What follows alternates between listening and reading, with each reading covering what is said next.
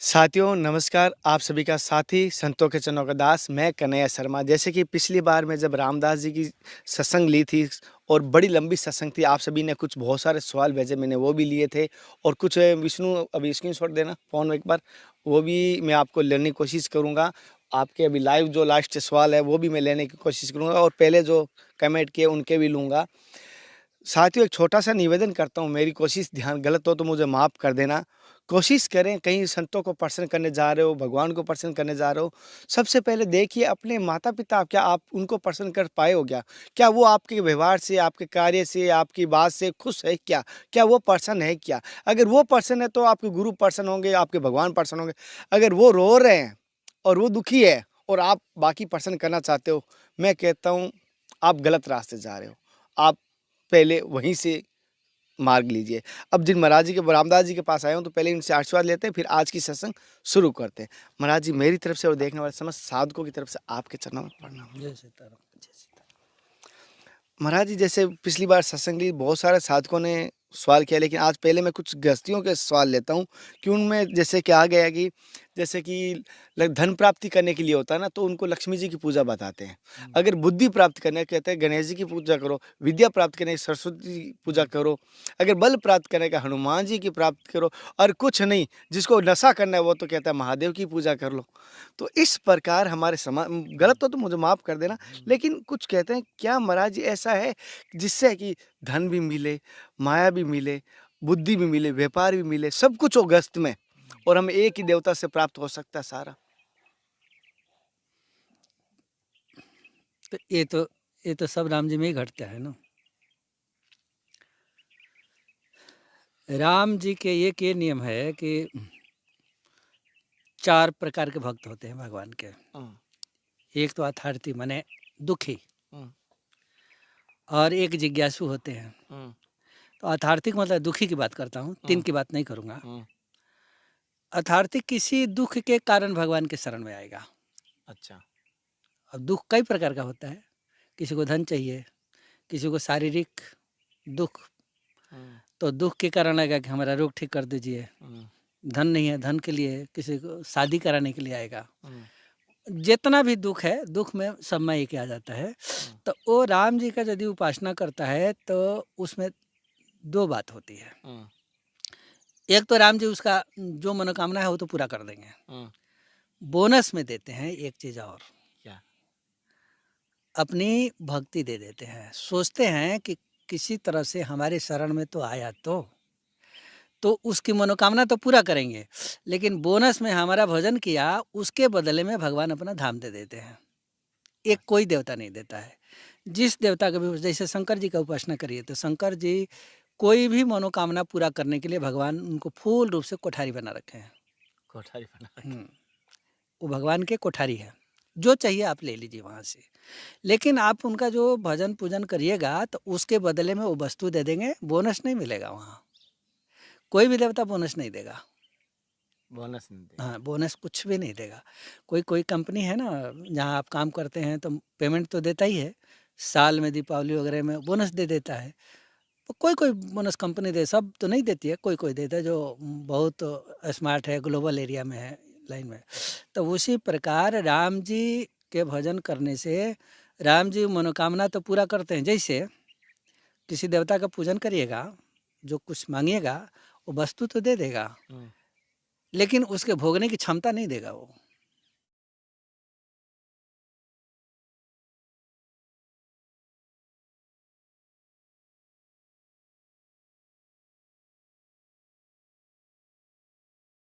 अब मिष्ठान तो आपके पास है, आप जानते हैं कि मैं खा लूँगा तो पेट खराब हो जाएगी, फिर बीमार पड़ूँगा।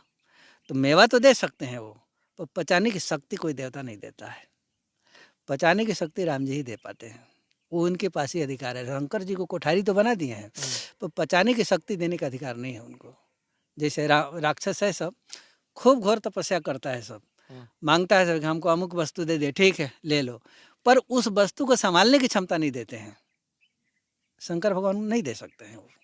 अच्छा। केवल वस्तु दे सकते हैं। जैसे बाणासुर कह दिया कि हमको इतना बल दे दीजिए कि हमारे सामने से कोई नहीं लड़े। रावण भी बल मांग लिया, सभी बल मांगे, दुनिया भर के मांगे। भस्मासुर भी बल मांग लिया कि हमारे सामने जो आवे सिर पर हाथ रखूं जल जाए। ये वस्तु तो कर दिए, लेकिन अपने को नहीं बचा पाए वो, बचाए।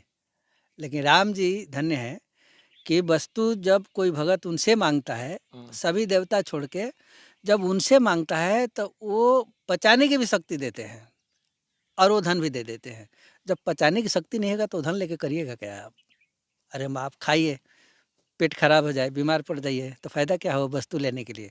लेकिन राम जी के साथ ऐसा नहीं होता, वो वस्तु भी देते हैं और प्लस उसका पचाने की शक्ति भी दे देते हैं। अच्छा। तो ये केवल स्पेशल पावर राम जी की तरफ है। मैंने राम जी का कोई भी भजन किया तो उस भजन के बदले वो मनोकामना तो पूरा करेंगे। राम भगत जगह 4 ही प्रकार है, 4 प्रकार के होते हैं। उसमें सबसे पहला दुखी रखा गया है, तो दुखी व्यक्ति के मनोकामना पूरा कर देते हैं। एक बार मैं अपनी कहानी बता दूं, इसी विषय हल्का सा थोड़ा बताऊँ, ज़्यादा तो उसमें नहीं गहराई से बताऊंगा। एक बार हमको किसी वस्तु की सकाम की बात आ गई, तो हम कहेंगे राम मंत्र तो हमारे हाथ में है और राम मंत्र चला दूंगा, वो तो 1 महीने के अंदर आ जाए, पूरा हो जाएगा। फिर हम शुरू करके जैसे ही शुरू किए उसको वस्तु के नाम पर संकल्प किए, अब ज़्यादा से ज़्यादा 4-5 माला किए होंगे। हनुमान जी आगे सामने खड़े हो गए, बोले कि इसको बंद कर दो। हम बोले मैं तो बंद नहीं करूँगा, मुझे तो चाहिए। तो बोले तो हमसे ही मांग लो। हमने नहीं, आपसे नहीं मांग सकता हूँ मैं किसी से नहीं मांग सकता हूँ, केवल हमारे राम जी देंगे, उनका मैं दास हूँ, तो मालिक उनको बनाया हूँ। मांगने के लिए इधर उधर मैं हाथ फैलाऊंगा क्या? हाँ, ये सब काम नहीं करूँगा मैं। तब बोले कि नहीं, नहीं मानोगा? हमने नहीं मानूंगा। गायब हो गए वो, गायब हो गए। हम चलाते रहे तो फिर राम जी थोड़ा मुस्कुराते रहे, आँख बंद करते तो देखते थे तो मुस्कुराते रहे। हमने ठीक है, कोई बात नहीं। पर राम जी को भी शायद लगता है कि अब ठीक रहा, उनसे तो कोई बात नहीं, पर हनुमान जी हमारे पीछे पड़ गए बंद कराने के लिए। और हम ऐसा बुखार हम अपने जीवन में नहीं देखा हूँ। 112-14 डिग्री हो जाता था, बेहोश हो जाते थे, पर हम भी जिद पकड़े रहे कि इस अनुष्ठान को पूरा कर दूंगा। तो बोले कि नहीं, इसको मत पूरा करो। तो 12-13 डिग्री होने के बाद शरीर भी नहीं पूरा, 8-9 डिग्री पर तो लोग मर जाते हैं, 6-7 डिग्री पर हो जाके मर जाते हैं, और 12-12 डिग्री होने पर भाई हमारा कुछ नहीं होता था। और थोड़ी देर बेहोश हो जाते थे, फिर उठ के फिर उसको जपते थे। और 3-4 दिन जब देखे कि ये बुखार इतना बड़ी हो गई है, तो फिर हम जानबूझ के हम कहे चलो हनुमान जी महाराज मैं नहीं जपता हूँ अब। तो जैसे उसको विसर्जन किए, तुरंत बिना किसी दवाई का ठीक हो गए। फिर हम राम जी से पूछे कि ऐसा क्या हुआ? कि बोले कि अब वो सोचते हैं कि जो कुछ भी मांगना हो हमसे मांग लो। ना बात तो ठीक है, मांग तो लें उनसे, दे भी देते हैं वो, लेकिन पचाने की शक्ति तो नहीं देते हैं, बोनस तो उनके पास तो है नहीं। तो बोले कि हाँ ये तो है, वो तो पचाने की शक्ति तो हमारे पास ही रहती है और किसी के पास नहीं रहती है। वो उनको केवल देने का अधिकार है, जो वस्तु मांगिए दे देंगे। हनुमान जी को भी जो वस्तु चाहिए आप ले लीजिए, किसी भी देवता की कोई ज़रूरत नहीं है। और हनुमान जी से धन बहुत जल्दी पूरा होता है, ऐसा भी नहीं है, जो चाहिए खूब भरपूर भर के दे देते हैं। पर ये सभी लोग जो है ना पचाने की शक्ति नहीं देते हैं। अच्छा। हाँ, केवल दे भर देंगे। फिर राम जी से कुछ मामले में एक बार हमारे हृदय में दिल जो है ना छेद हो गया। जानते हैं कोई दवाई नहीं है ऑपरेशन के अलावा, ऑपरेशन में भी 99% फेल हो जाते हैं। ठीक है, आपको खूब पता है। और डॉक्टर जब चेक किया तो उस समय 7 लाख रुपया लग रहा था हमारा ऑपरेशन में। 7 लाख अब आज 20 साल के पहले की बात कर रहा हूँ। ये मेरा तो कम से कम तो 30-35 लाख रुपया लग जाएगा। तो हम कहे कि इतना पैसा तो हमारे पास है नहीं, और ये हनुमान जी टांग अड़ाएंगे और हमको किसी से लेना नहीं। तो हम कहे कि चूँकि हमारे गुरु जी राम मंत्र का प्रयोग सारा बता दिए, टोटल परमार्थ से लेके और स्वार्थ तक राम मंत्र से ही पूरा करने के लिए सारा बता दिए। पर बोले कि ये सब नहीं करना, केवल पहले अपना मार्ग जीवन का आत्मदर्शन कर लेना, उसके बाद जो होगा वैसा करते रहना। वैसा ही भी किए हम। तो अब दिल जब स्वयं बीमार हूँ तो जब तन बिन वेद भजन नहीं भरना, शरीर रहेगा तब ना भजन हो गया, यही नहीं रहेगा तो फिर क्या करेगा?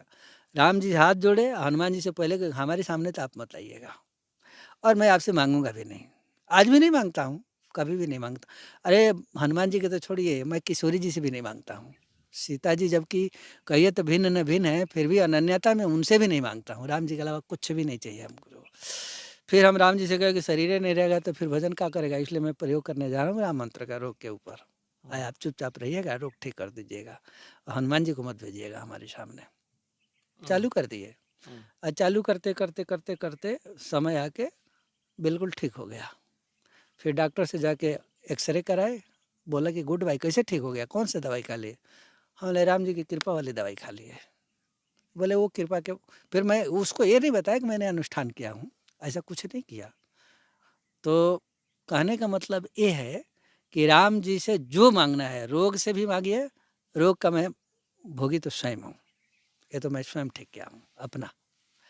और बाकी कोई भी एक यहाँ मछड़ा गांव है, वो एक दिन पड़ गया पीछे कि महाराज हम बहुत गरीब हैं, हम खाली सीताराम जप, तुमको मंत्र देने की तो कोई ज़रूरत नहीं है, सीताराम जपो सब कुछ ठीक हो जाएगा।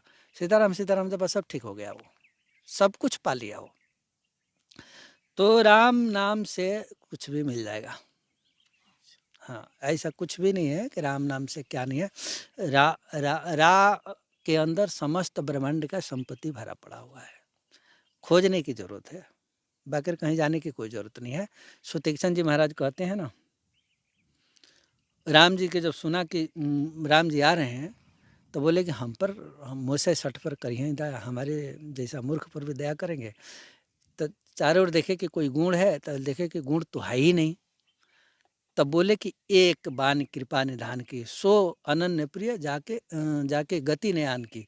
वो व्यक्ति सबसे प्रिय होता है जो किसी दूसरे के लिए याचना नहीं करता है, दूसरे के पास नहीं जाता है। राम जी को छोड़कर मैंने जिस देवता के पास है उसी पर है, तो वो देवता प्रेम करता है। तो राम जी के अलावा मैं तो किसी को जानता ही नहीं हूँ, और जब राम जी के अलावा कोई नहीं जानता हूँ तो राम जी के हमारे पास आके दर्शन देना ही पड़ेगा। इतना ही सुने तो निर्भर प्रेम भगत मुनि ज्ञानी एकदम प्रेम से परिपूर्ण हो गए, भगवान हृदय में प्रकट हुए और नाच पड़े के वहीं गिर गए। ये है प्रेम की बात। राम जी गए तो भगवान अनन्य अनन्य सभी के पास जुड़ा है। कृष्ण भगवान भी कहते हैं ना, हमें अनन्य भक्त चाहिए। राम जी में पंचायती भगत तो किसी भी देवता को नहीं चाहिए, नाम से सब पूरा हो जाएगा। एक हमारे धर्म की यात्रा के परिवार के सदस्य है जिनका नाम है गोविंद जी। उन्होंने एक लिंक भेज के मुझे महाराज जी का, किसी महाराज जी का लिंक भेजा है, और उन्होंने उसमें बताया है महाराज जी ने, कोई वृंदावन के संतों ने उन्होंने उनको बताया है, और मैं वो आपको भी बता देता हूँ जिससे कि पुराण में लिखा है 1000 बार नारायण विष्णु का नाम के एक राम नाम बराबर है। अच्छा, 3 राम नाम को एक कृष्ण नाम बराबर है। और कृष्ण भगवान खुद बोलते हैं मैं इसीलिए पूरा सुना रहा हूँ। राधा नाम तदुत्तमम जस्ट मरे राधा राधा नित्यम नारायण तचकिम बोलो। मेरा नाम कोई 100 बार भी बोलेगा उससे एक बार राधा नाम श्रेष्ठ है। जय हो। मतलब कृष्ण कृष्ण कृष्ण कृष्ण 100 बार बोलेगा। लोगों को कह रहे कन्हैया, मैं पहले वृंदावन में था तो मैं ये चीज़ मानता था, लेकिन अभी जब से मैं 3 महीने से चित्रकूट में हूँ तो लोगों को राम नाम की, क्योंकि यहाँ रामानंद आदि कह रहे कि राम जी की तपोभूमि रही है, तो राम जी के महिमा लोगों ने क्या है, कुछ ऐसे हैं संतों ने, पता नहीं कह रहे हैं, आपके सामने सुना रहा हूँ। तो इसके ऊपर हमारे अबोध भोली भाली साधक हैं। नहीं, ये प्रमाणिक बात नहीं बोलेंगे ना, और हमारे यहाँ जो भी बोला जाएगा प्रमाणिक बात बोला जाएगा। भगवान शिव राम रक्षा स्तोत्र में बोले हैं, सहस्त्र नाम सम सुन शिवानी जपी जय पिय संग भवानी। सहस्त्र नाम भगवान शिव बोल रहे हैं पार्वती को। ये प्रमाण दें कि कहाँ शिव जी बोले हैं कि राधा नाम 100 राम नाम के बराबर है, तो प्रमाण भी तो देना पड़ेगा। हमारे यहाँ तो प्रमाण दिया जाता है, उपनिषद में है, वो कहाँ से देंगे? ये गलत बात करते हैं ना। अब हम इस पर बोल दूं तो बहुत लोगों को मिर्ची लग जाएगी। नहीं महाराज जी भले ही हो, लेकिन सुनिए, मैं अब थोड़ा, अब जो बोले हैं तो मैं भी बोलता हूँ, आपके माध्यम से सबके पास पहुँच जाएगा। राम जी साकेत में परम लोक में रहते हैं, उनके ऊपर कोई नहीं है। कहा भी जाता है कि सप्तपुरियों में अयोध्या सिर है ना। तो सिर का मतलब क्या? प्रधान। बाकी तो मथुरापुरी है, तो मथुरापुरी में भगवान कृष्ण के निवास है। गोलोक के धाम में मथुरा होता है, तो वहाँ उनके धाम है। तो धाम होता है तो कटी ग्रीव है, कमर के बराबर है, ऊपर की बात छोड़ दीजिए, अभी यहाँ नीचे आता है। और सिर होता है, तो सिर कभी कमर का बराबरी करेगा क्या? कमर जितना भी चाहेगा तो सिर की बराबरी करेगा। तो राम जी जो है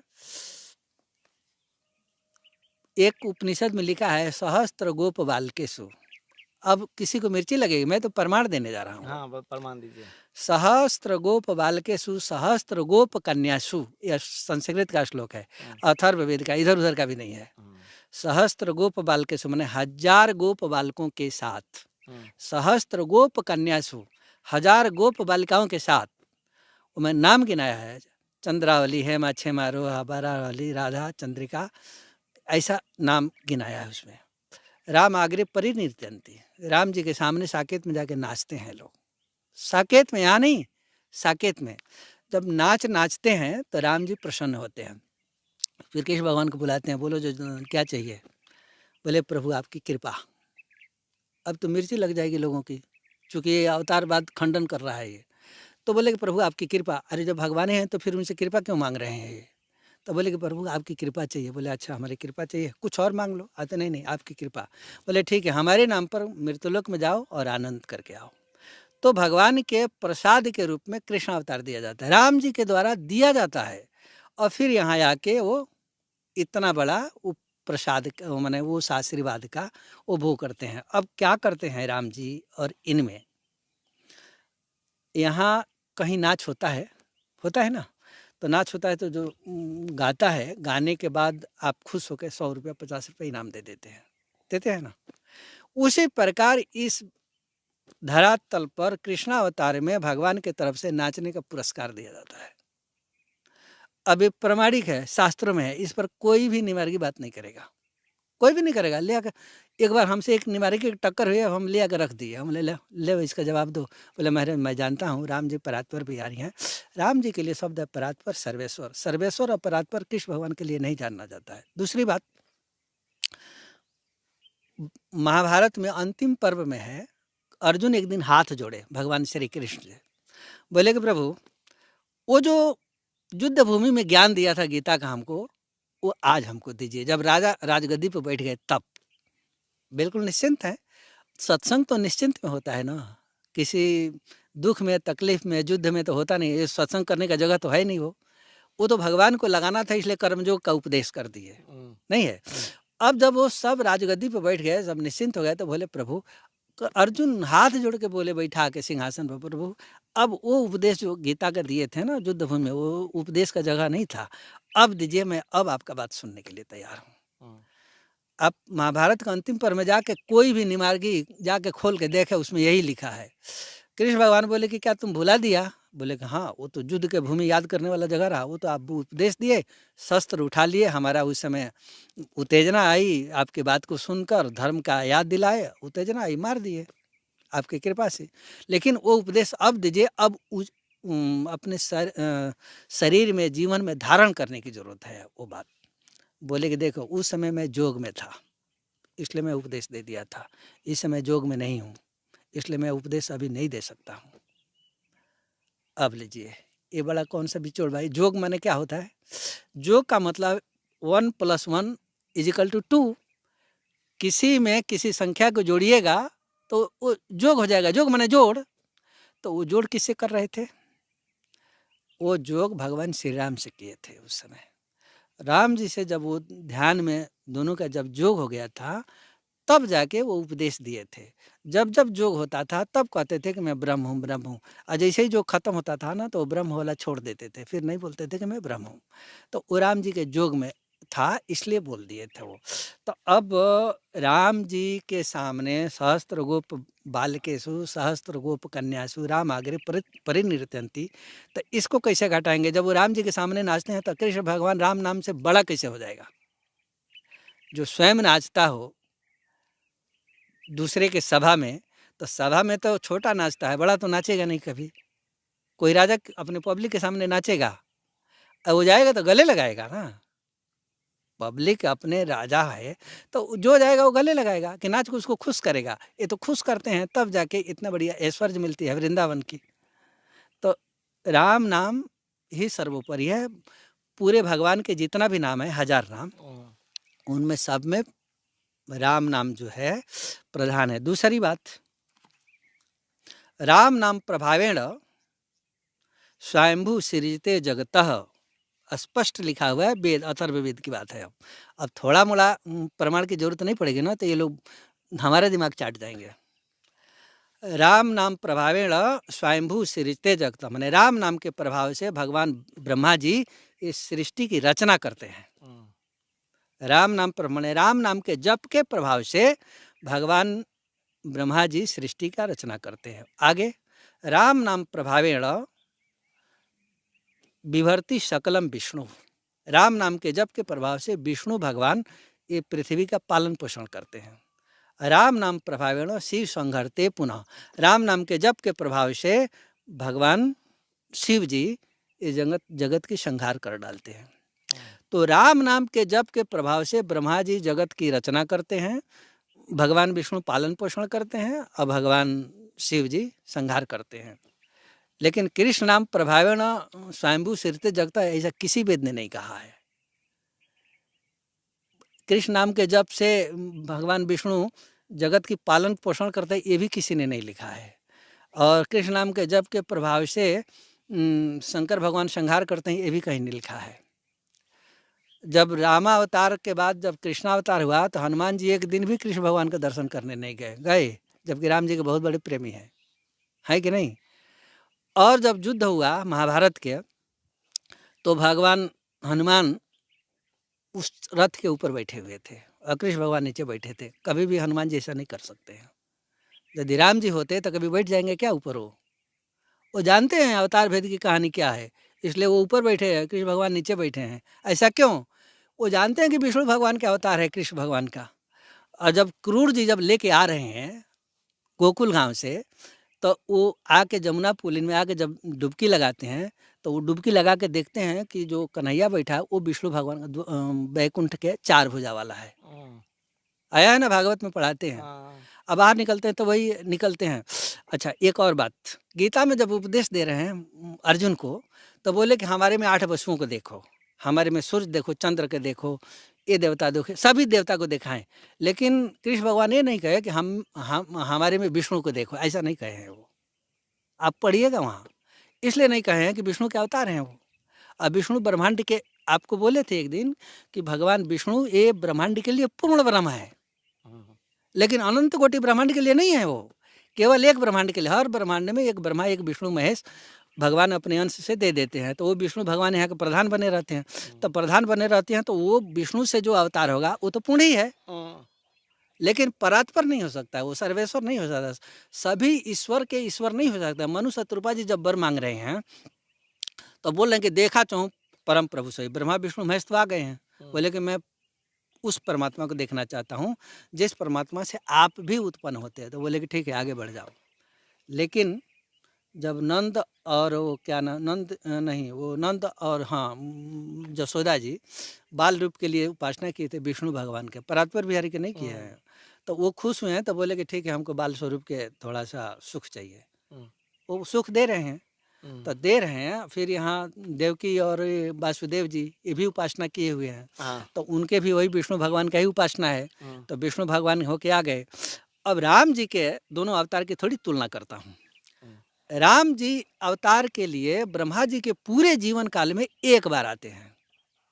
100 साल की आयु होती है ब्रह्मा जी की, एक दिन में 14 इंद्र मर जाते हैं, एक दिन में 14 कल्प मनवंतर होता है।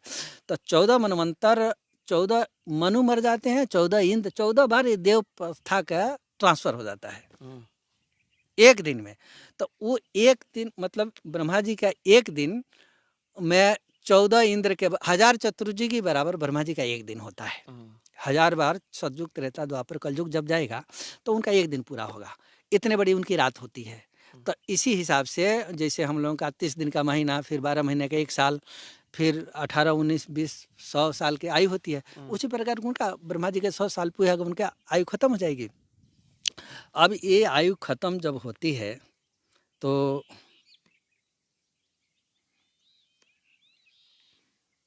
ब्रह्मा जी जो है पालन पोषण करते करते राम नाम जप करते हैं, और राम नाम जप करते करते उसके प्रभाव से आके पालन पोषण करते हैं, और पालन पोषण करते करते उनकी भी आयु खत्म होती है, फिर राम नाम में ही समाहित होते हैं, वहाँ कृष्ण नाम नहीं आता है।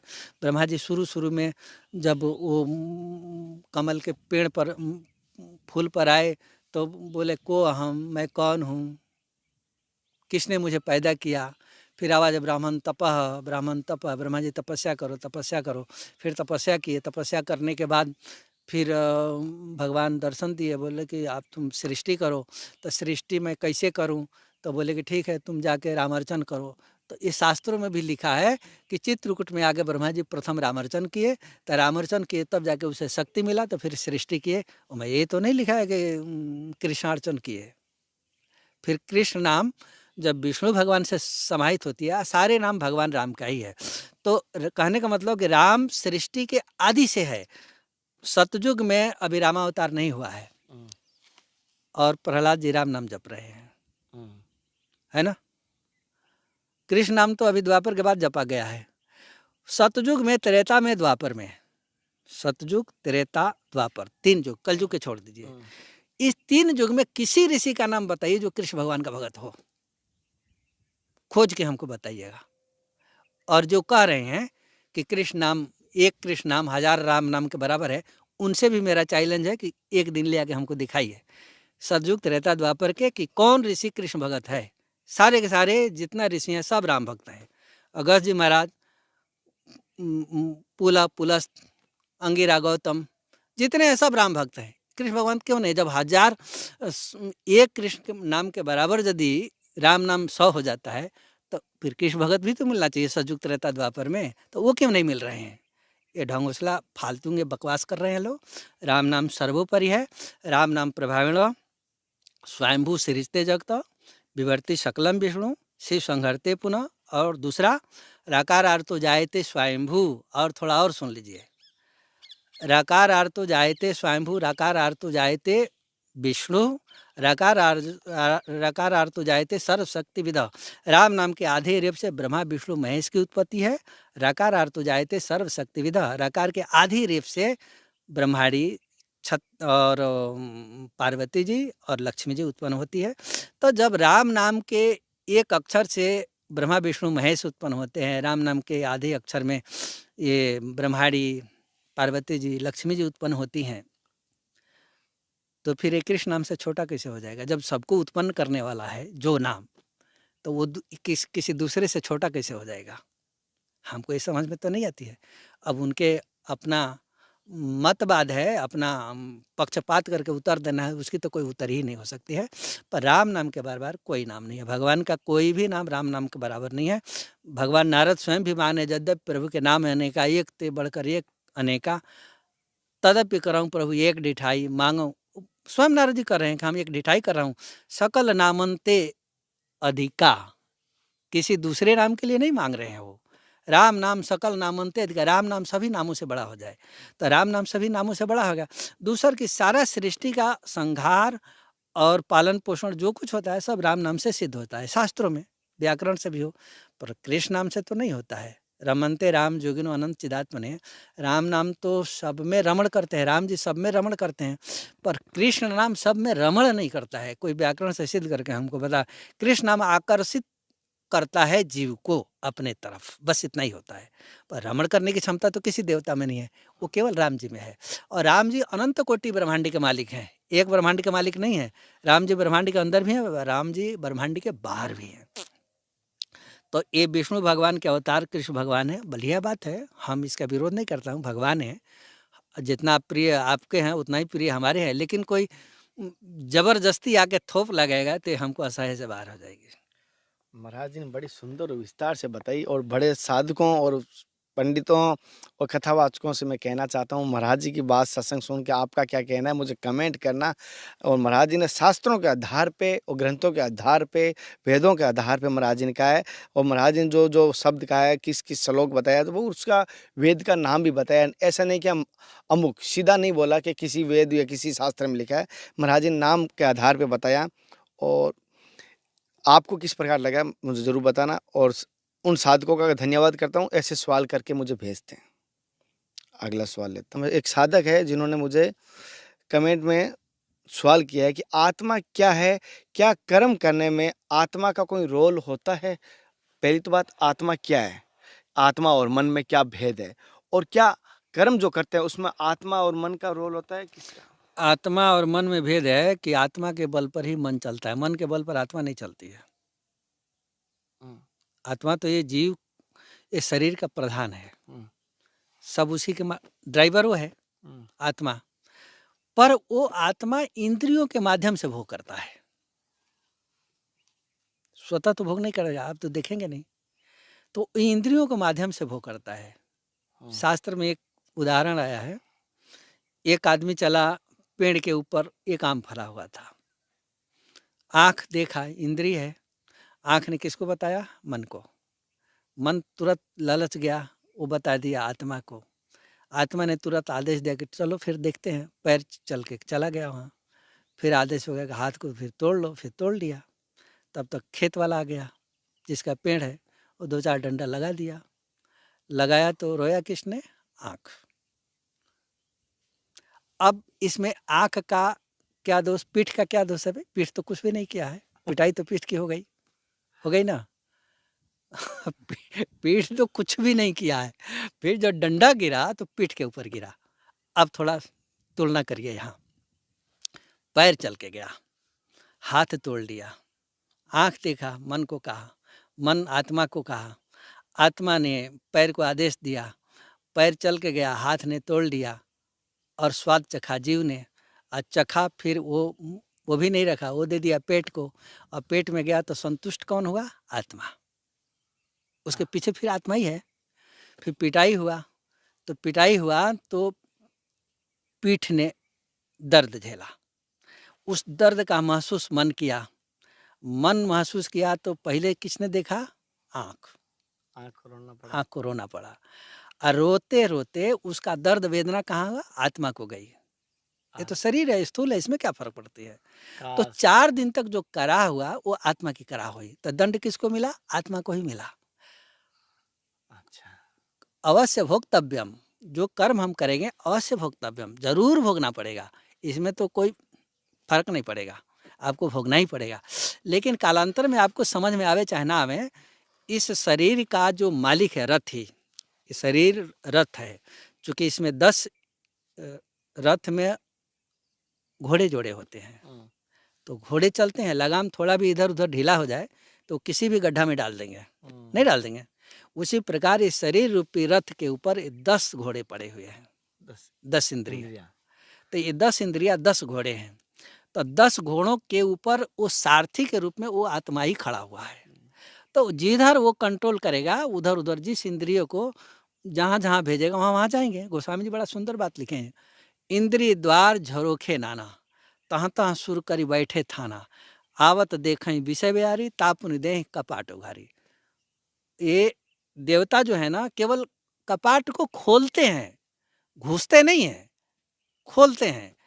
खोलते हैं तो जब दरवाजा खुलता है तो ये जो आत्मा है ना, ये इंद्रियों का आदेश दे देगा कि कर लो, कर लेगा वो, कर लेगा। तो फिर भाई जब आदेश देते हो तो फिर दंड भी भोगो। तो यही आत्मा बार बार सुकर कुकर जीव किट में यही आत्मा जाता है ना, कोई दूसरा तो नहीं जाएगा। तो हर जगह का दुख सुख तो यही भोग रहा है, ठंडा जाड़ा गर्मी बरसात यही भोग रहा है। तो ये भोग आत्मा का ही होता है, शरीर तो निमित्त मात्र है, शरीर के माध्यम से उस सुख दुख का वो भोग करता है, अनुभव करता है। अच्छा।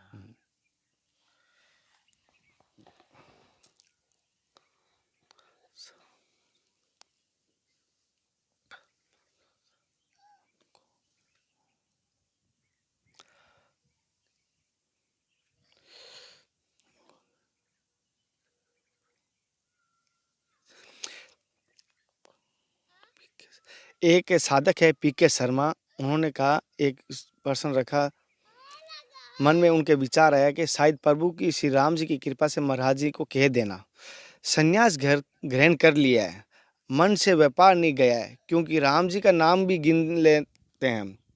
जैसे कि उनका कहना है कि महाराज जी से एक सवाल करना, मन में उनका विचार आया प्रभु कृपा से, तो हम संन्यास ग्रहण कर लिया। वो भी एक साधक है, संन्यास ग्रहण कर लिया, लेकिन मन में जैसे आप भी अभी राम नाम गिन रहे हैं, तो राम नाम तो आप भी गिन रहे, भाई एक माला कर दी। अब जैसे आपके कल पास साधक आए थे, जो भी आपसे माला ली तो आपने भी आधी दी, यानी गिन के दी जाती है। तो संन्यास लेने के बाद वो व्यापार रूपी जो हमारे अंदर है, वो नहीं जा रहा है। क्या गिन के माला की भी फिर भगवान भी कोई चीज़ फल देगा, गिन के ही देगा, क्योंकि वो भी गिन के ले रहा है, गिन के ही देगा। बढ़िया बात है, मैं तो बता दूं। व्यापार फिर ये किस बात का कि इतनी माला गिन के करनी ज़रूरी है? हाँ ठीक, सुन लीजिए, बढ़िया सुंदर बात है। राम तापनीय उपनिषद में लिखा हुआ है। हम जो भी प्रमाण करेंगे शास्त्रों से प्रमाण करेंगे और हमारे जो गुरु जी बताएं उसको बताएंगे। चूँकि हम उच्छृंखलता रूप में तो साधन करता नहीं हूँ। उस साधन जो भी होता है शास्त्रीय पद्धति और गुरु परंपरा पर चलती है। हाँ, तो गुरु परंपरा स्वतंत्र नहीं होता है, शास्त्र के बल पर ही होगा। शास्त्र में जो होगा वही गुरु परंपरा बताए। गुरु परंपरा भी उच्छृंखलता नहीं बताएगा। शास्त्र के मर्यादा में रहने के चलते और शास्त्रीय मर्यादा में रह के ही साधन किया जाता है। अब आता हूँ मुख्य वस्तु पर। राम तो अपने उपनिषद में लिखा है कि एक बार विभीषण जी अयोध्या आए। अयोध्या आए तो राम जी को दंडवत प्रणाम किए और बोले प्रभु आपके प्राप्ति के लिए सुगम उपाय कुछ बताइए हमको। तो राम जी बोले कि बहुत उपाय बता रहा हूँ वेद शास्त्र पुराणों में, सब सुगम है। बोले कि नहीं, उन सभी उपायों में एक आसान उपाय बताइए। बोले कि आसान उपाय है कि हमारे स्तोत्रों का खूब पाठ करें। तब बोले कि महाराज स्तोत्र आपके बिना व्याकरण के तो आएगा नहीं, संस्कृत का बहुत बड़ा विद्वान बनना पड़ेगा और उच्चारण सबसे नहीं होगा। साधारण लोग कैसे करें बिना व्याकरण पढ़ने वाले, वो उपाय बताइए। बोले अच्छा, तो फिर हमारे मंत्रों का जप करें, हमारे एक खड़ाक्षर मंत्र राम मंत्र का जप करें, सब कुछ शुद्ध हो जाएगा। तब बोले कि इससे भी थोड़ी आसान तरीका बताइए, इसमें भी जम नम 8 कई प्रकार के नियम है उच्चारण के। हाँ, तो नहीं, जैसे ध्यान धारणा प्रत्याहार, इस धीरे धीरे करते ध्यान धारणा करते सीधी समाधि तक जाता है। तो इन मार्गों का बताए हैं। तो इन तरह से ध्यान धारणा धरते हुए आहार प्रत्याहार करते हुए समाधि तक चले जाएंगे। तो बोले कि महाराज ये भी बहुत कर्मकांड की जगह है, थोड़ा इससे भी सस्ता बताइए।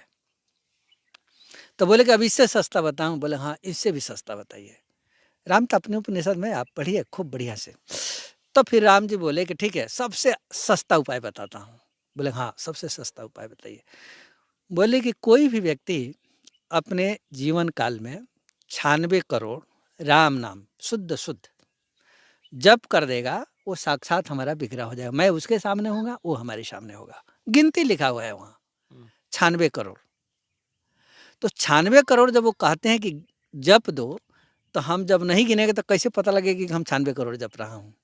तो गिनने के लिए तो शास्त्री कह रहा है हमको।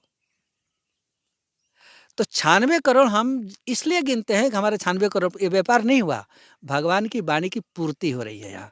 अब हम कहेंगे कि हाँ हमने 96 करोड़ किया, और यदि राम जी नहीं आते हैं तब जाके उनके ऊपर हम प्रश्न लगा सकते हैं कि आपने 96 करोड़ शास्त्रों में कहा, हमने गिन के दिया, आपने तो आया नहीं। अब तब तक 96 करोड़ होते होते वो विग्रह ही राम जी का हो जाता है। वही हाल होगा ही कि राम नाम मणि दीप धरु जी है देरी द्वा, तुलसी भीतर बाहर जो चाह सुझा। राम जी भीतर भी, हृदय में भी हो जाएंगे, बाहर भी हो जाएंगे, और प्रश्न करने का झंझटे नहीं आएगा वहाँ। तो ये गिनना सबसे उत्तम है। राक्षस लोग नहीं गिनते हैं, एक पद पर 10,000 बरस खड़ा रहते हैं, लेकिन गिनते नहीं है। तो तपस्या का महत्व नहीं आता है। वरदान मांगने को आता है तो फिर लगते हैं मांगे कि हम काहू के मरे ही न मारे, हमको हजारों में कर। चूँकि तपस्या का परिश्रम का उनको भान नहीं होता है, ये नहीं गिनने का राक्षसी प्रवृत्ति होती है। हमारे गुरु जी बोले थे कि नहीं गिनोगे तो राक्षसी प्रवृत्ति, मेहनत ज़्यादा करोगे फल कम पाओगे, और गिन के जब करोगे तो उससे पता हो जाएगी हमने बहुत बड़ा मेहनत किया है, और बहुत बड़ा मेहनत किया है तो बड़ी संभाल के मांगोगे। तो इसलिए इसमें संभाल के मांगना पड़ता है। तो जब हमारे उपनिषद ही लिखा है कि 96 करोड़ राम नाम जपिए भगवान का दर्शन हो जाए, तो ये गिन के ही करना चाहिए। व्यापार नहीं होता है, ये साधन होता है। और नेम प्रेम शंकर कर देखा, ये भी है।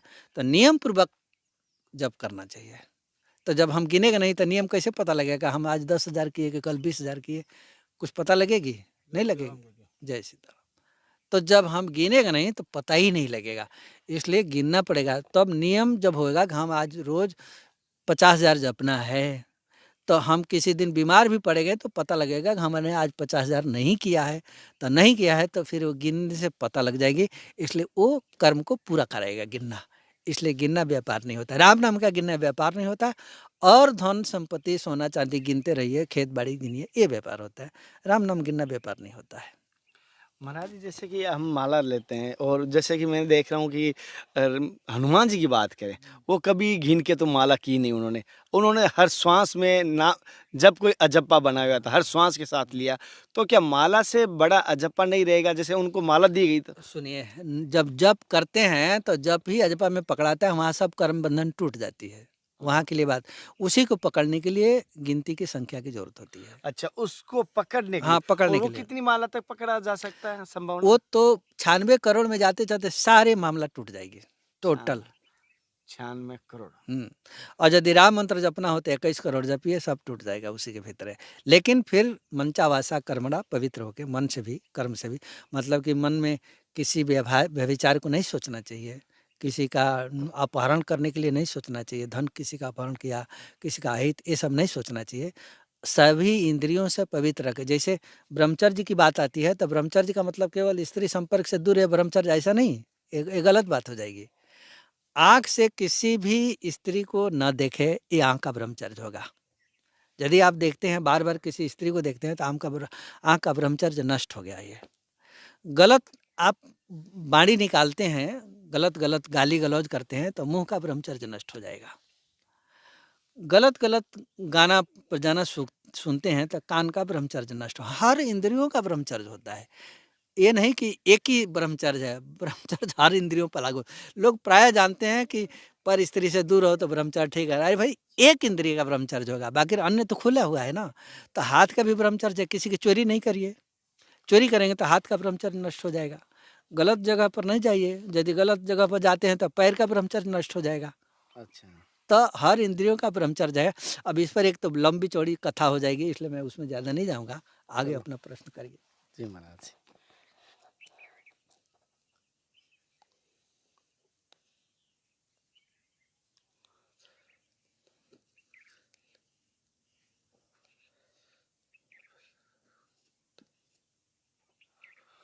आपको लिख रखना चाहिए। हाँ तो कोई नहीं महाराज जी, वो तो अभी क्या तुरंत देख रहा हूँ। चलो लिखा, मैं वो भी ले लेता हूँ। जैसे महाराज जी पिछली बार आपने हमने गुरु जी के बारे में एक चर्चा की थी, थोड़ी बहुत, ज़्यादा तो नहीं की लेकिन संक्षिप्त में की थी। तो किसी साधक ने कहा किसी गुरु की शरण में जाने के बाद क्या मुक्ति संभव है? गुरु की शरण लेने के बाद ही? गुरु के शरण से मुक्ति नहीं होती है, आपके कर्म से होती है। गुरु, हाँ, पर यह है कि आग के पास जाएंगे तब ना ठंडक दूर होगी। अब बर्फ के जाएंगे तो ठंडक तो दूर नहीं होगी। तो गोस्वामी जी लिखे हैं कि बिगड़ी जन्म अनेक के आज सुधरिया अब। कैसे? हो ही राम के नाम जपू तुलसी तज कु समाज। तो हो ही राम के, तो राम के हो के रहो।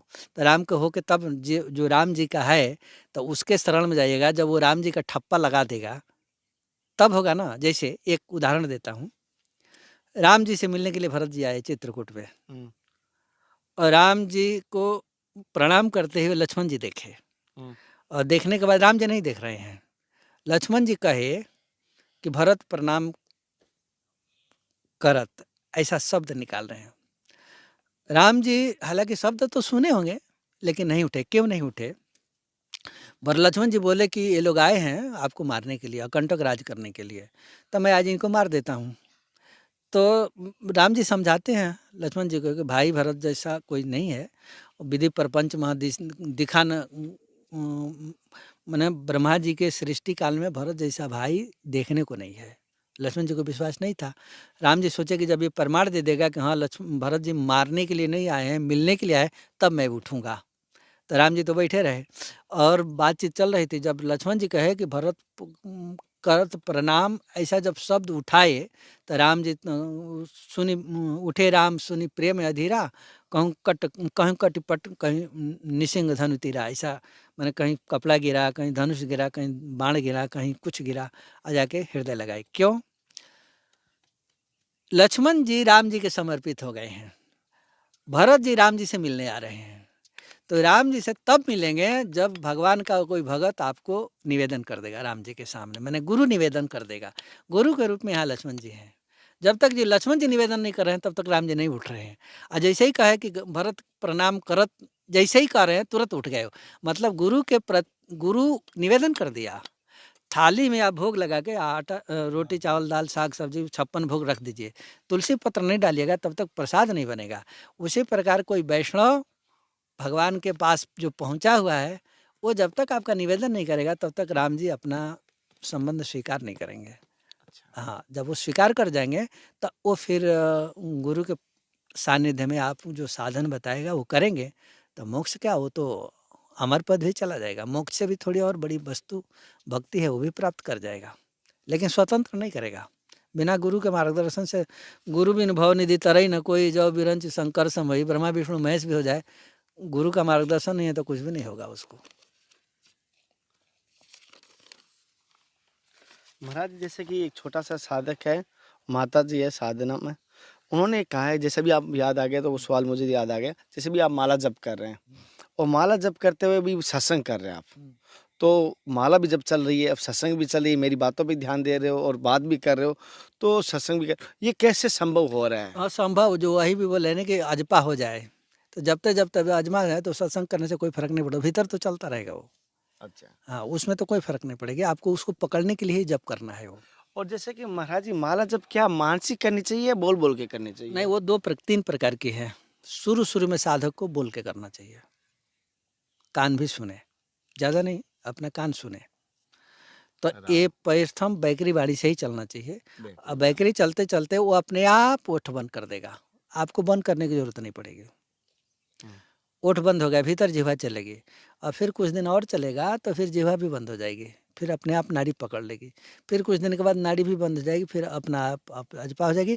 और जब उसका अजपा हो जाएगा तो ये माला तो उस अजपा को याद करने के लिए होती है। वास्तव में जब वो अजपा पकड़ लेगा तो ये तो केवल सहारा होता है उसको याद करने के लिए, वो चलता, ये बोनस में ज़्यादा मिलता है, वो तो चल ही रहा है। ये ज़्यादा बोनस में जितना आप करेंगे वो एक अलग आ जाएगा, माने एक्स्ट्रा लाभ हो जाएगी। तो एक्स्ट्रा लाभ क्यों छोड़ेंगे, जब हम इसी के चलते उसको प्राप्त किए हैं तो इसको नहीं छोड़ सकते हैं। जड़ को नहीं छोड़ना चाहिए, जड़ को जो छोड़ता है वो पिस जाता है चक्की के जैसा।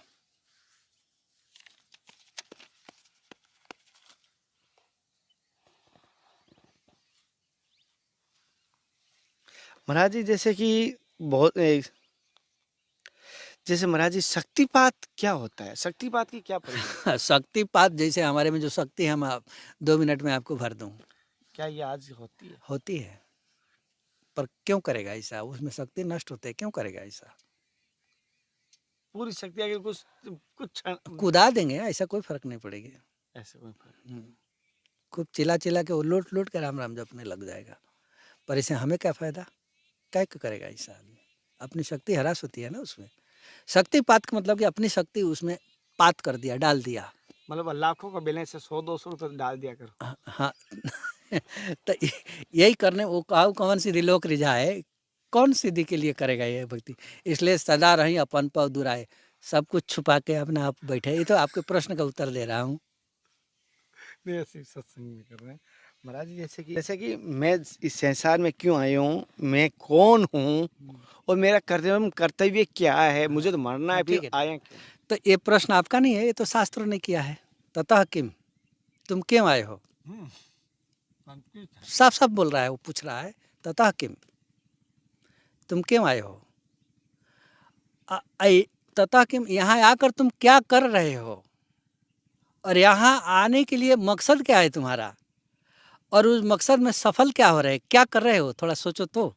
ऐसा प्रश्न शास्त्र ने किया है। ततः किम, तुम क्यों आए हो यहाँ, क्या करने आए हो, और उस विषय में करते क्या हो, ये प्रश्न शास्त्र का है। बिना शास्त्र के प्रश्न किया कोई व्यक्ति तो कर ही नहीं सकता है। तो सर्वप्रथम सभी लोग कहते हैं कि गर्भ में आता है, जब गर्भ में उल्टा लटकता है तो भगवान से प्रार्थना करें कि नरक कुंड से निकाल दीजिए, फिर मैं हमेशा आपका भजन करूँगा, दूसरा कुछ भी नहीं करूँगा। वहाँ तो खूब मनौती मानता है, भगवान से चिरौरी करता है, प्रार्थना करता है, बाहर निकलता है, फिर भूल गया। इसीलिए शास्त्र प्रश्न करता, तथा किम, तुम वहाँ से आके यहाँ क्या कर रहे हो, वहाँ क्या प्रार्थना किया, अब उसको बोल रहे हो। तो मनुष्य का जो जन्म है भगवान के भजन के लिए होता है, और कोई दूसरे क्रिया के लिए होता ही नहीं। कब हो कि करी करुणा नरदेही दे तीस बिनु हेतु सनेही। 84 लाख जोनी में भरमते भरमते जीव जब आता है, अंत में जब कृपा करके भगवान जब मनुष्य जोनी देते हैं और मनुष्य जोनी देने के बाद भी भटक जाता है तो भगवान को आंसू आती है कि फिर ये 84 के चक्कर में जाएगा, और 84 के चक्कर में जाएगा तो फिर वही गड़बड़ हो गई। तो भगवान कभी कभी कृपा करके बीच बीच में मनुष्य को जोनी दे देते हैं कि अभी भी सुधर जाए। तो मनुष्य जीवन मिलने का मतलब ये होता है भोग विलास में बिताने के लिए नहीं, धन संपत्ति कमाने के लिए नहीं। हाँ, उसको करिए, उसको करते हुए भगवान को स्मरण करते रहिए। और ये वांछित कर्म जो हैं, अपराध वाली, चरित्रहीनता वाली, झूठ झपाट वाली, चोरी अपहरण, ये जितने भी पाप व्यभिचार वाले जितने भी रास्ते हैं उनको बंद करके आप घर गृहस्थ में रह के भी भगवान का भजन करके भगवान को प्राप्त कर सकते हैं। संन्यास लेने की कोई ज़रूरत नहीं पड़ेगी। लेकिन वहाँ ये काम बंद नहीं होता है, कोई ना कोई अपराध घेर लेता है।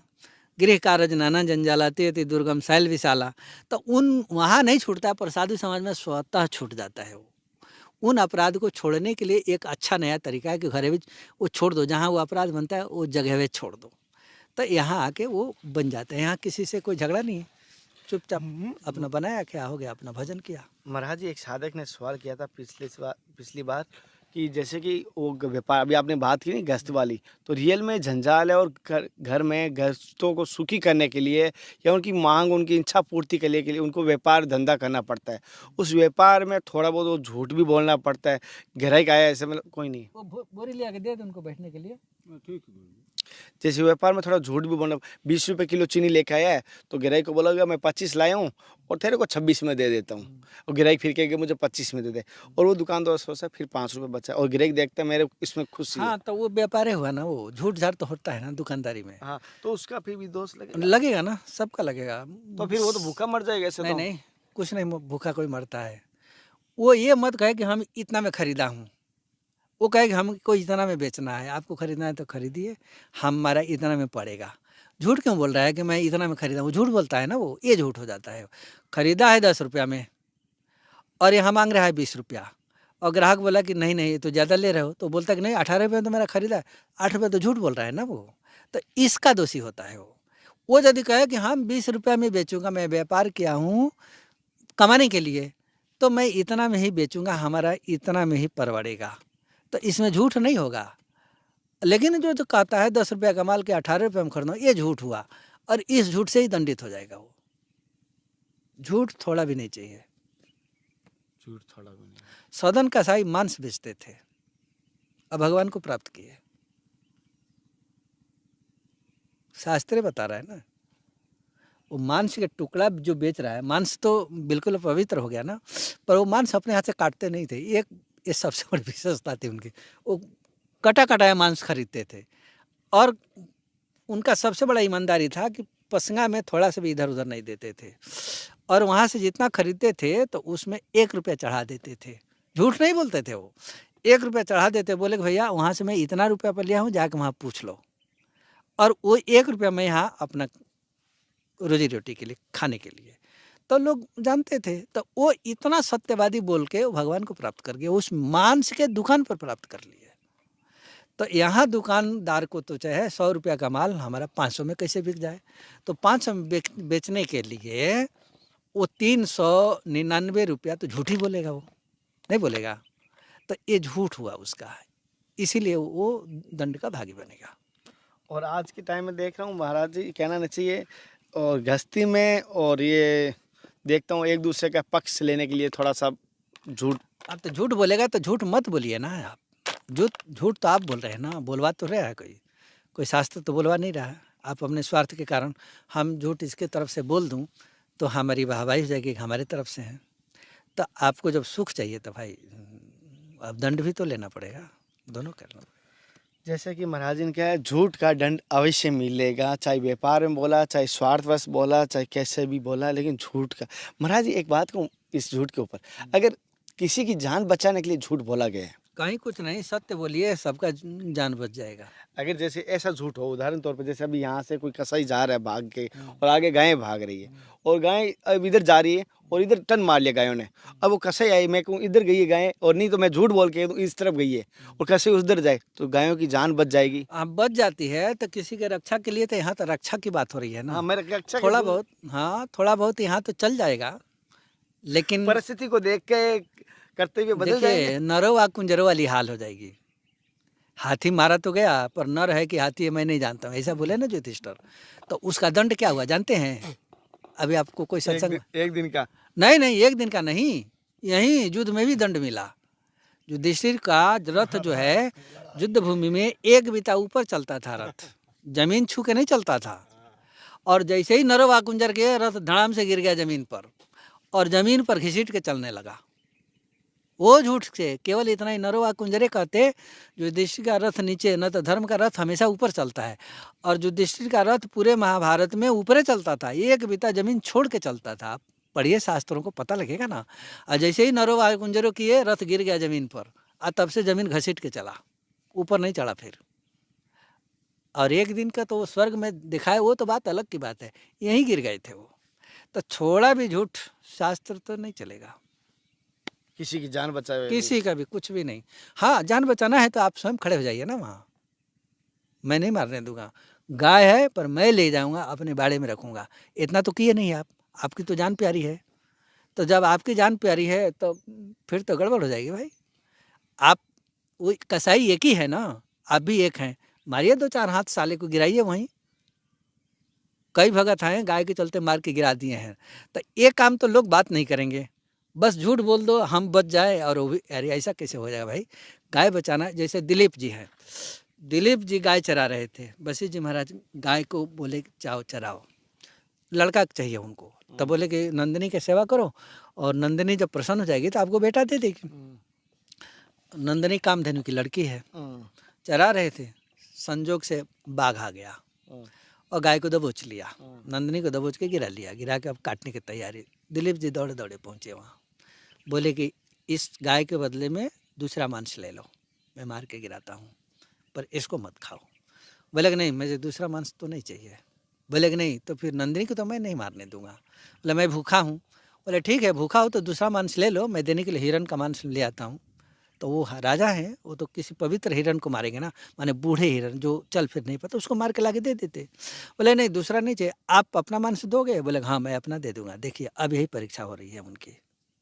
बोले आप अपना दे दोगे? अब वो बाघ जो है ना धर्म बना हुआ है, कोई दूसरा नहीं है, धर्मराज स्वयं बाघ बन के आए थे परीक्षा लेने के लिए। तो बोले ठीक है फिर अपना मांस दे दो। बोले कि तो ठीक है ले लो, हमारा अपना मांस ले लो। पूरा शरीर को सौंप दिए। तब जाके उस बाघ में से धर्मराज निकले। बोले मैं तो आपका परीक्षा कर रहा था। नंदिनी बोली कि मैं आपका परीक्षा कर रही थी, जाओ आपको लड़का होगा। तो फिर उनका लड़का हुआ। अच्छा तो एक और राजा है सूर्यवंश के, एक कबूतर आके उनके पास गिर गया। हाँ वो बहेलिया के आगे, कबूतर पर मेरा अधिकार है। बोले कि नहीं ये हमारे गोद में है। तब बोले कि नहीं मुझे तो बाज, बहेलिया नहीं बाज रहा हूँ।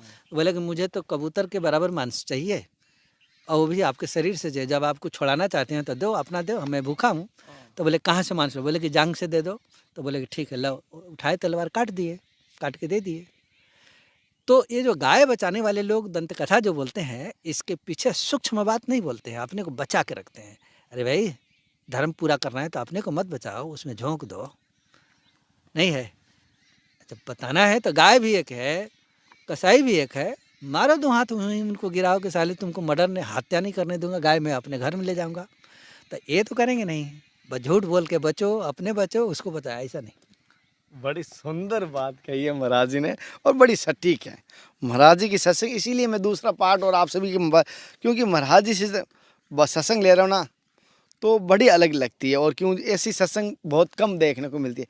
महाराज जी जैसे कि एक छोटा सा ही असलियत में जानना चाहता हूँ, धर्म जैसे पिछली बार आपने बात कही थी लेकिन उसको विस्तार से हम नहीं ले पाए, तो आज मैं वापस आता हूँ धर्म के ऊपर। जैसे कि हम कहते हैं हम सनातन धर्म है, हम कहते हैं हिंदू धर्म है, तो क्या ये धर्म है या मैं कह दूं जैसे कि अपना कर्तव्य का पालन कर रहा हूँ, क्या वो धर्म है? क्या सच बोलना ही धर्म है? नहीं पहले तो धर्म हमारे धर्म का शुरू में नाम सनातन धर्म रखा गया। तो सनातन तो ये आगे आदिकाल से, लेकिन असलियत में धर्म का क्या तात्पर्य? सुनिए वही बताता हूँ। सनातन धर्म में अनेक देवी देवता बनाए गए और हिंदू जो है ना, हिंदू और सनातन दोनों का प्रायवाची शब्द है। चाहे सनातन धर्म कहिए चाहे हिंदू धर्म कहिए, पर हिंदू धर्म शास्त्रों में नहीं है। हाँ। हिंदू धर्म नाम के शास्त्र में नहीं।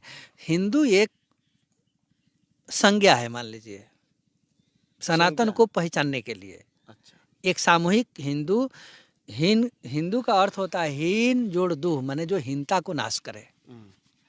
तो हीनता को जो नाश करे वो हिंदू धर्म है। सनातन का मतलब जो सदा बना रहे। सनातन का अर्थ होता है जो सदा बना रहे, एक रस। वो ना कहीं छोटा होता है ना कहीं बड़ा होता है। अन्य धर्मों में छोटा बड़ा होता रहता है, पर हमारे यहाँ ऐसा नहीं होती है। तो जो हीनता को नाश करे, तो हीनता को आप तो देखते हैं कि हमारे यहाँ जाति भावना बहुत ज़्यादा है, वर्ण व्यवस्था है, तो इसमें हीनता कैसे आ जाएगी? हाँ, आ रही है, मैं बताता हूँ आपको कैसे आ रही है। अब किसी की शादी होता है तो हरिजन जो ढोल पूजा होती है, मालूम है ना, पहले, अबे बेरा तो परंपरा शायद लोग नहीं मान रहे हैं, तो हरिजन को भी चमार को ढोल बजा के औरतें पूजा करती हैं, उसके ढोल को करती है ना, उसको भी टिक्का लगाती हैं, उसकी दक्षिणा देती है। वो तो नहीं कहती है कि तुम छुआ जाएगा, घर में तो प्रवेश है। डोम जो सुअर चलाते हैं, जो मेस्तर बोलते हैं, वो एक डाला बना के ले आते हैं शादी में। अब आपके यहाँ परंपरा में ले जाते, पर इधर चलता है वो। तो वो डाला लेके जब आएगा, उसके बिना लड़के का शादी ही नहीं होगा। सारा कुछ तैयार होगा, डाला नहीं आएगा तो नहीं शादी होगा उसका। तो वो डाला बना के ले आएगा, तो डाला ले आके आंगन में रखेगा, वही डोम ही ले जाकर रखेगा। फिर वो डाला का पूजन होगा, पूजन करने के बाद फिर उस डोम को दक्षिणा पानी देंगे। उसके डाला के बिना नहीं होगा, तो अब उसको घर में प्रवेश तो दे रहे हैं, यहाँ हीनता कहाँ है? समय समय पर हम आपका इज्जत कर रहा हूँ, हमारा शादी विवाह रहा है, आपको हम बुला रहा हूँ, भोजन पानी दे रहा हूँ, कपड़ा लता दे रहा हूँ, दक्षिणा दे रहा हूँ। यदि हमारे पास हीनता होता है इस धर्म में, तो उनको बुलाते ही नहीं, शुभ कार्य में नहीं है। तो जब हम नहीं बुलाते हैं तो हीनता नहीं, हमारा हीन जोड़ दू माने हीनता को जो दूर करता है। हमारे यहाँ सभी जाति को समन्वय पूर्वक रखने का एक व्यवस्था है, पर हर जाति अपना अपना काम करे, हमारा हल्का हो जाएगा। और एक ही काम को सभी करना चाहेंगे तो अन्य काम कौन करेगा? इसलिए वर्ण व्यवस्था बनी। इसको तो तात्विक रूप से कोई समझता नहीं है, बस यहाँ ये विद्रोह वो विद्रोह, 10 विद्रोह ले आके खड़ा कर देते हैं। और अगले वाला बात,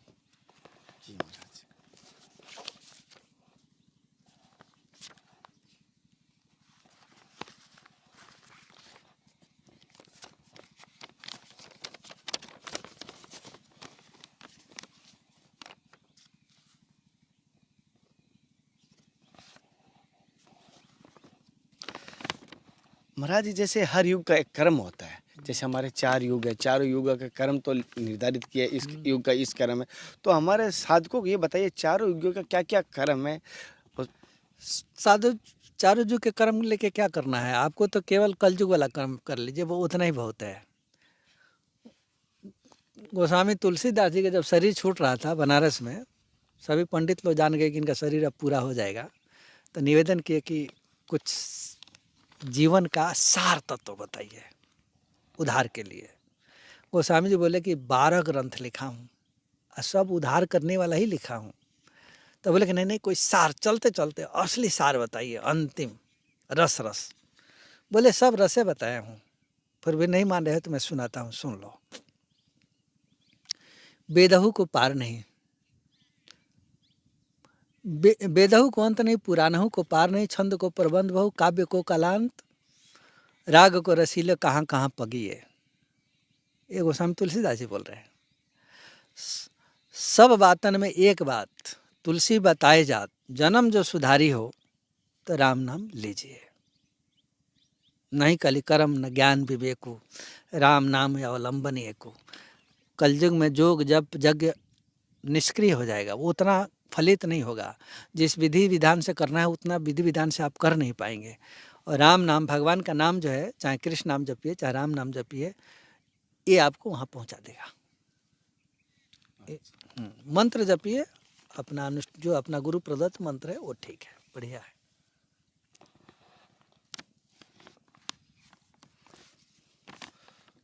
महाराज जी, जैसे गुरु जी ने जब जो 7% किए थे, क्या वो तात्पर्य में और परिस्थिति को देख कर, आज की स्थिति को देख के उसका उत्तर बदलता है, क्या वही रहता है? नहीं, सबका उत्तर एक ही है, उसमें कोई बदलने वाला नहीं है। प्रश्न तो सबका एक ही है, वो शास्त्रीय प्रश्न है, उन्होंने कभी नहीं बदलता है। हम आप बदल जाएंगे, युग के हिसाब से बदलेगा, लेकिन वो प्रश्न, उस शास्त्रीय बात नहीं बदलेगा।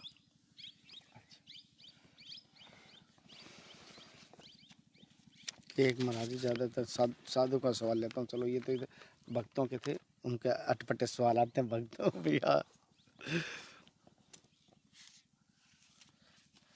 महाराज जी जैसे कि कहते हैं कि तीर्थ जाने का फल मिलता है, कि मंदिरों के जाने का फल मिलता है, और एक तरफ कोई होता है कि घर पर बैठे ही आप माला जप कर रहे हैं। क्या तीर्थ जाने से ज़्यादा फल मिलता है, या घर पे बैठ के भजन करने से ज़्यादा फल मिलता है, या सेवा करने से ज़्यादा फल? तीनों में अगर क्या महानता रहेगी?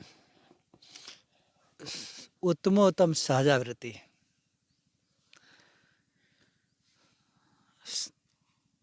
तीर्थ भ्रमण, उत्तमोवृत्ति सहजावृत्ति, शास्त्र चिंतन द्वितीय, अधमाधम तीर्थ भ्रमण, ऐसा मैंने माना गया है।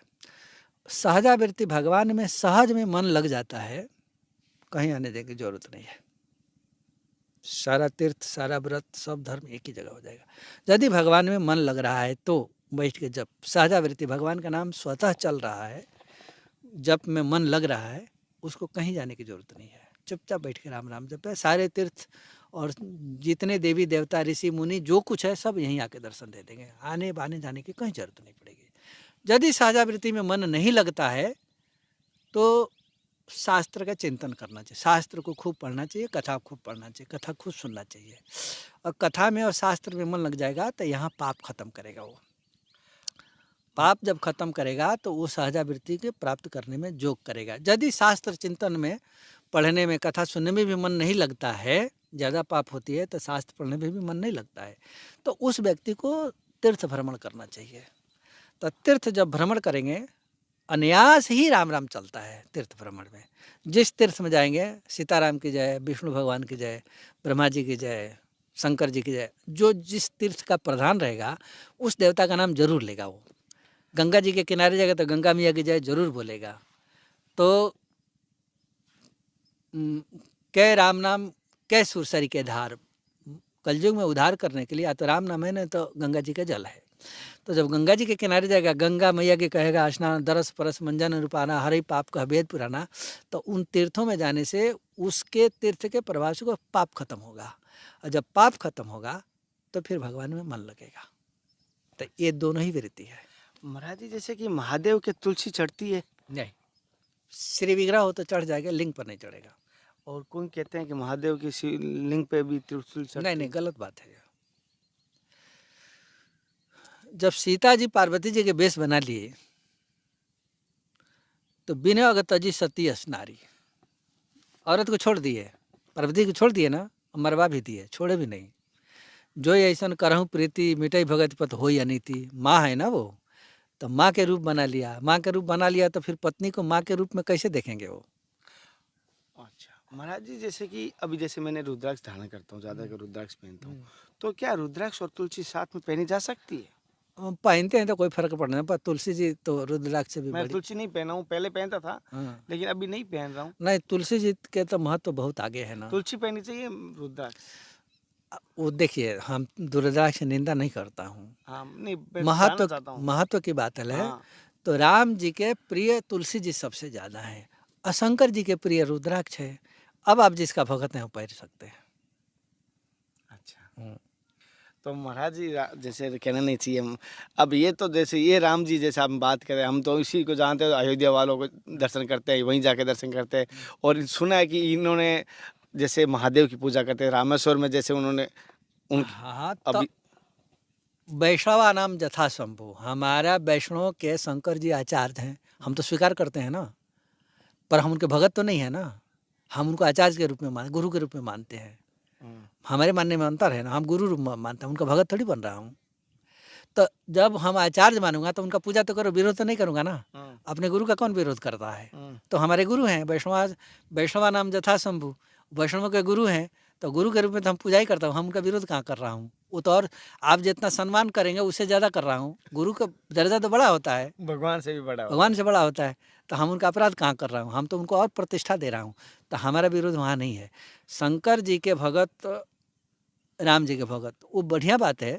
तो राम जी के हम भगत हूँ, तो हम शंकर जी के भगत को, शंकर जी को तो अपना आचार्य जी मान रहा हूँ, तो हमारे राम जी तो प्रसन्न रहेंगे कि हमारे भगत को अपना गुरु मान रहा है, तो उनके भगत ही हमारा गुरु बनेगा ना, दूसरा थोड़ी बनेगा। जो राम भगत होगा उसी को ना गुरु बनाएंगे हम, दूसरे को तो बना नहीं सकते हैं। उस तरह से वैष्णवानाम जथा, वैष्णवानाम जथा शंभु का मतलब यही होता है कि वैष्णवों के आचार्य हैं भगवान शिव, तो हम तो आचार्य में प्रतिष्ठित कर रखा हूँ, विरोध कहाँ कर रहा हूँ, विरोध जो करे वो जाने, हम तो नहीं कर रहा हूँ। अच्छा महाराज जी, जैसे कि बहुत सारे साधुओं ने पूछा कि महाराज जी क्या दीक्षा देते हैं क्या? अब कोई ऐसा खासम खास होता है तो देना ही पड़ जाता है, झूठ क्यों बोलने जाऊँ। अच्छा, अगर कोई भक्त आना चाहे और आपके सानिध्य में रहना चाहे? देखिए हमारे यहाँ कहा गया है कि एक वैष्णव माने राम मंत्र की दीक्षा देने से इतना पुण्य होती है, वहीं ये लिखा है कि एक दीक्षा देने में गुरु को इतना हानि भी उठाना पड़ता है। तो हमको पहले हम भी इसका विरोध रहे, लेकिन जितने ईसाई बन रहे हैं और ये मुसलमान बन रहे हैं, तो हम लोग एक बार 2-4 साधु मिलकर राय किए कि भैया हम लोग अब कोई भी आवे तो थोड़ा अनधिकारी अधिकारी देख के दीक्षा तो देना ही चाहिए। तो दीक्षा नहीं देंगे तो फिर ये कहीं मुसलमान बनेगा, कहीं ईसाई बनेगा, ऐसा अच्छा है कि हिंदू बना के रखे रहो। ये हम लोग का राय हुआ, पूरे सामाजिक एक बार राय हुआ। राय हुआ कि बोले कि कोई भी भगत आता है बनने के लिए, दीक्षा लेने के लिए, तो जो इसके बाद जहाँ है वहीं दे देना चाहिए उसको, फिर उसी क्रम में सिखावे, ताकि वो अपने बाल बच्चों को सिखावे। फिर बाल बच्चे से बाप जैसा करेगा वैसा ही बेटा नाती पोता भी करेगा। तो ऐसा ही करेगा तो फिर हमारा संख्या बढ़ेगी, कम नहीं होगा ना ये।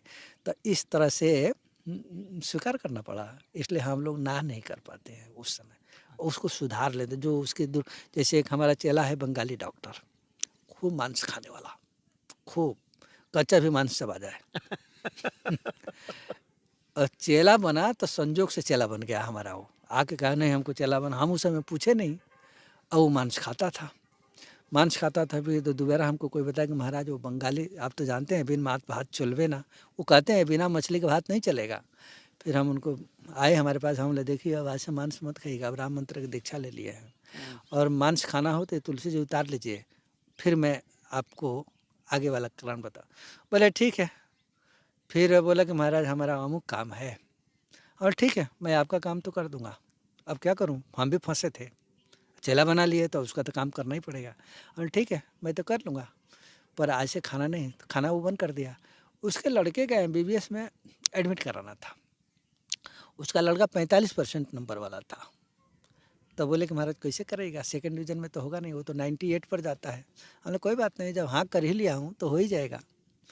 तो फिर एक अनुष्ठान कराए उस लड़के को, हमने तुम चुपचाप करते रहना, इसको 1 साल करेगा अपने आप हो जाएगी।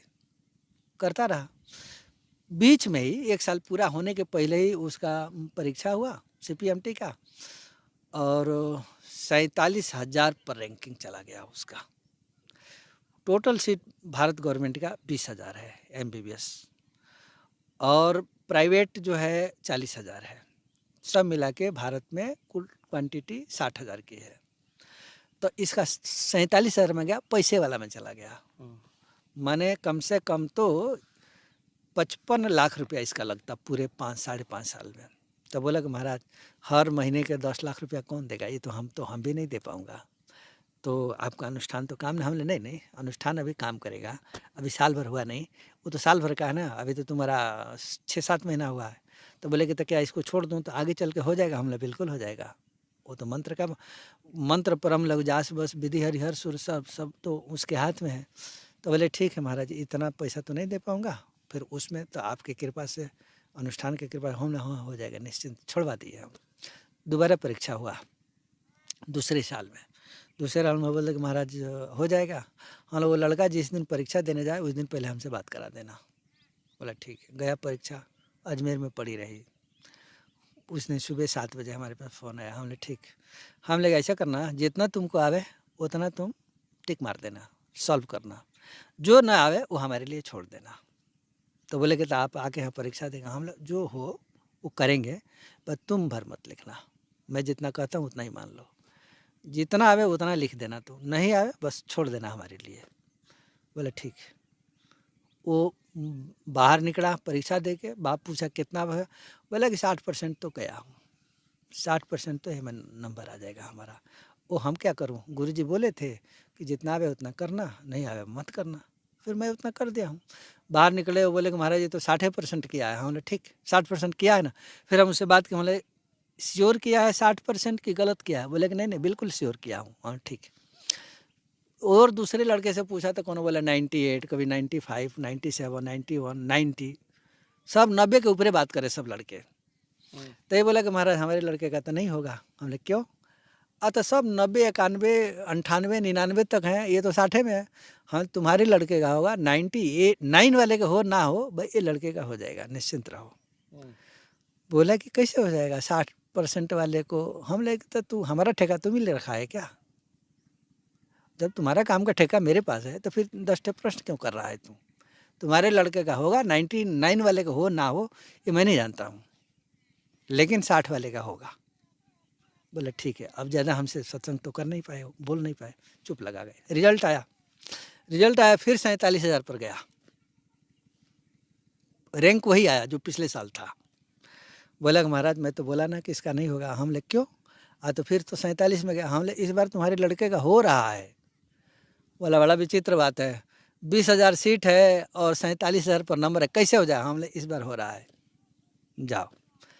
बोले कि हमको समझ में नहीं आती कि आप कहाँ से बोलते हैं। हम बाप बेटे चुपचाप काउंसलिंग में चले जाना और बाकी कुछ मत करना, चुपचाप दोनों चले जाना। उस दिन वो जबरदस्ती गया काउंसलिंग में, और काउंसलिंग में गया और इस लड़के का नाम 20वें नंबर पर घोषणा होके आ गई।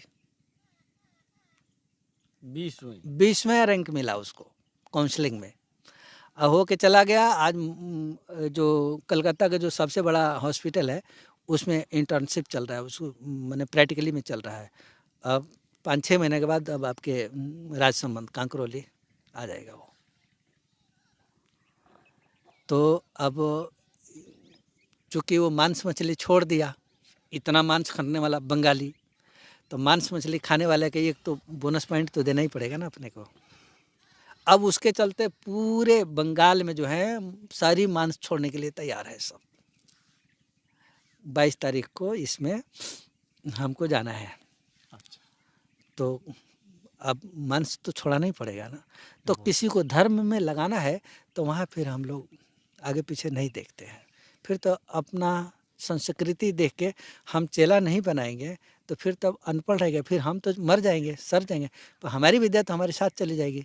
तो इसलिए है उसको प्रचार कर देना, थोड़ा लगा देना है। महाराज जैसे कि बहुत सारे पक्की कुटिया में आश्रम में रहते हैं, लेकिन आपकी जैसे मैं देख पा रहा हूँ ये कच्ची कुटिया जैसे और घास फूस की बनी हुई एकदम जर्जर है, और आप पक्की कुटिया क्यों नहीं बनाते महाराज जी? तो बनेगा तो बनेगा धीरे से, अब इसके लिए हम जजन क्यों करने जाऊँ? नेक से आपके से इतने सामर्थ्य भी है, आप कहो तो एक दिन नहीं लगे, एक महीना नहीं नहीं तो लगे। यही नहीं बोलता हूँ ना हम अपने तरफ से, वो बोलते नहीं, हम भी नहीं बोलता हूँ, क्यों बोलने जाऊँगा? हमारा तो गुजारा तो हो रहा है, नहीं है मांगना। राम जी के दास हो तो मांगने के जाऊंगा, राम जी तो स्वयं सब देख रहे हैं। अभी कोई चीज़ की ऐसी कोई आवश्यकता है महाराज जी जो पूर्ति की हो, जो ऐसी कोई चीज़ हो जो अपने नहीं अभी कुटिया में? फिलहाल कोई ज़रूरत नहीं है। और थोड़ा इसे जैसे गर्मी ख़त्म हो जाएगा तो खाली प्लास्टिक बदलना पड़ेगा हमको। प्लास्टिक बदलना पड़ेगा। और महाराज जी तकत वकत सब है? आप तो अंदर जाके देखे हैं ना। नहीं, आपको कौन चीज़ की हम तो बिल्कुल आवश्यकता? बिल्कुल एकदम सिंपल में रहता हूँ। हमारे पास कोई बनावटी नहीं, कहीं कुछ नहीं, स्वरूप भी नहीं बनाता हूँ, जटा बुट भी नहीं रखता हूँ कि बहुत कोई देख के आकर्षण आया। कहीं हमको तो चुपचाप भजन अगर करना है आपके अपना। जैसे मैं देखा तकत नहीं दिखाई दी, इसलिए पूछ रहा हूँ तकत की हाँ नहीं, सोचता तो हूँ कभी कभी, पर आवश्यकता हमारा काम चल जाता है, नीचे तो ऊपर टंगने की नहीं, क्या जरूरत पड़ेगी। क्योंकि हम चाहते भी हैं कि एक तकत अगर आपकी आवश्यकता हो, हम साधक हैं बहुत सारे, उन्होंने कहा महाराज जी कोई सेवा का मौका मिले तो हम सेवा करना चाहते हैं, हाँ तो सेवा तकत की सेवा करवा दो तो आपकी आज्ञा हो तो। देखिए वो धीरे धीरे सब होता रहेगा। महाराज जी ने इशारा किया है, हम सभी मिलके धर्म की यात्रा के परिवार के सदस्यों द्वारा महाराज जी के तकत हम करने की कोशिश करेंगे। साथ ही यहाँ पर महाराज जी पुजारी जी है ना, उनके यहाँ उनके भी थोड़ा माता जी बीमार है, उनको उनकी हाइट कम बताई उन्होंने, तकत 1 फीट की, तो ये 2 तकत हमारे यहाँ नज़दीक में हो जाएगा। एक आपके तो पूरा साइज का हो गया फुल, और उनके थोड़ा हाइट का। हाँ चला हमारा कोई उनके दोनों का ही करूँगा साथ में, आपके तो करूँगा, जैसे क्या करूँ। हमारा तो काम चल जाता है, कोई फर्क नहीं पड़ती नहीं अपने तो को। भी भक्तों की इच्छा हो जाती करने के दोनों। महाराज हम ज्यादा तो हमारे गुरुजी देखे तो वो जैसे रहते थे वैसे ही पड़े रहते थे। हम्म, हम भी उनका देख के चलता हूँ। हम्म। वो बोले कि मुख्य रूप से भगवान का भजन है, करते रहो, दुनिया को खुश करने की क्या ज़रूरत है अपना। ये तो मैं थोड़ा इसलिए बोल देता हूँ कि आजकल ईसाई मिशनरियाँ बड़ी तेज हैं सब। आपके माध्यम से हम सबके पास तो नहीं पहुँच सकता हूँ, पर हमारी बात सबके पास पहुँच जाएगी, इसलिए मैं बोल देता हूँ ताकि इससे कुछ रक्षा हो जाए। सही है महाराज, यही महाराज जी बहुत अच्छी है महाराज जी। जैसे ये कहना नहीं चाहिए, और जैसे कहा भी गया है, हमारे सनातन धर्म ही कहते हैं कि सब प्राणियों में सद्भावना, जन का कल्याण हो। बाकी ये मैं देखा हूँ ये लाइन किसी धर्म में नहीं बोली जाती, हाँ, नहीं बोली जाती है ना। ये हमारे एक सनातन धर्म में ही बोली जाती हाँ, अब दूसरे के स्त्री को माँ समझो, दूसरे के धन को ढेला समझो। ये मुसलमान क्या समझता है सब? वो तो सारी भोग सामग्री समझता है सब। दूसरे के धन हड़पना हो, दूसरे के धर्मांतरण का सब कुछ, तो ये सारे धर्म हड़पने वाला है। पर सनातन धर्म हड़पने वाला नहीं है, सर्वे संतु निरामया वाला है। सर्वे संतु निरामया, सब सुखी रहें, सब निरोग रहें, ये हमारे यहाँ केवल चिंतन होती है। है। जैसे कि महाराज जी की ज़्यादा तो समय नहीं लूँगा, बहुत कितना टाइम हुआ विष्णु? आज 1.5 घंटा हुआ है लगत महाराज। तो आप प्रश्न लगाते रह गए, आज लंबा चौड़ा में प्रश्न गए। कोई नहीं महाराज जी। साथियों, जैसे कि महाराज जी की मैं सत्संग ली, बहुत सारे सवाल लिए, लेकिन सवाल आपके हज़ारों पे आए और मैंने कुछ लिया, ये बुरा मत माना, क्योंकि समय निर्धारित होता है। मैं इनडायरेक्टली लेता हूँ, ये नहीं कि मैं इस नाम का ले रहा हूँ। मैं जैसे स्क्रॉल किया, किसी अचानक इनका ले लिया, इनका ले लिया, 10-20 छोड़ के। कोशिश कीजिए आप सवाल कंटिन्यू हर वीडियो में कीजिए, तो आपका सवाल ज़रूर आएगा नेक्स्ट वीडियो में, विश्वास दिलाता हूँ। और फिर मिलते हैं अगले सत्संग के साथ, तब तक जय हिंद, वंदे मातरम, जय सीताराम। हे नाथ, हे मेरे नाथ, मैं आपको भूलूं नहीं। जय गुरुदेव, जय सभी संतों की महाराज को। जय सीताराम, जय सीताराम। तो उस दिन वो सन्यासी बाबा के पास